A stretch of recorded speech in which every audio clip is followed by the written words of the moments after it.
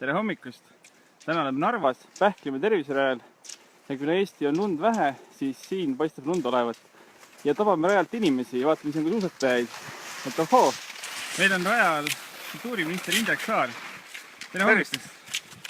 Kuidas häda on? Täitsa uskumatult sõidetav. Arvestades seda, et igal pool Eestis on lumekate praegu 0, mitte öelda miinus lumekate paksus, siis see, et Narva Äkkekülas saab endiselt suusatada, et see tundub uskumatu, kui sa kuskilt mujalt Eestist alustada hommikul oma retke. Aga kuidas teil endal vorm on? Suusavorm see aasta? Ei saa kurta, esimese lumega sai 4 korda suusad alla ja eelmine nädal sain Tehvandil korra käidud ja nii et peaks olema 6. kord ja kõik on olnud erinevad rajad, aga ma arvan, et ühed ägedamad Eesti rajad. See suusageograafia on see aasta Äkkekülast Karujärveni vahepeatustega Mõõdakul ja Tehvandil ja Nõmmel ja Viritel.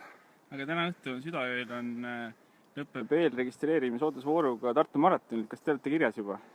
Tartu maratonil ei ole kirjas. Aga kindlasti ma mõned maratonid ka see aasta ette võtan, nii nagu viimastel aastatel on ikka tehtud. Aga kui suur spordimeest ise olete? No ma ikka regulaarselt üritan ennast liigutada ja tunnen ennast imelikult, kui väga pikk paus sisse jääb, aga aeg-ajalt on nii nagu kõigil elus mingid perioode, kus ei saa mitu nädalat. Aga üldiselt üritan ikka paar korda nädalas vähemalt kas talvel suusatama saada. Ja kui on suusailma, siis tavaliselt jõuab ka sagedamini kui 2 korda nädalas, et see on omaette motivatsioon, aga midagi üritan ikka teha paar korda nädalas vähemalt.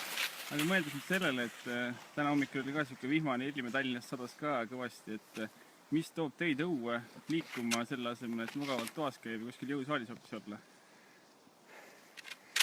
No täna mind tõi muidugi Narva visiit ja mina õnneks ei ela Tallinnas, nii et ma alustasin poole tee pealt Lääne-Virumaalt, aga suusavõlu on see, et sa saad libiseda ja liuelda ja sa saad seda teha alati looduses. Et see on alati suusatamise puhul tore ja suusaürituste puhul kogu see meeleolu, mis tegelikult rajal valitseb, alates sellest seltskonnast, kes seal koos on ja sellisest rõõmsast elevusest ja heast huumorimeelest, mida kohtab. Siis ka toitlustuspunktid on alati väga toredad kohad, kus inimestega kokku saada ja lubada endale korraks natukene puhkust. Aga kõige mõnusam on ikkagi see teadmine pärast seda, kui sa oled maratoni läbi teinud või oma trenni ära käinud, et sa oled midagi iseenda tervise jaoks teinud ja nii enesetunne kui tuju on alati parem. Aga aitäh teile ja head suusatamist! Aitüma!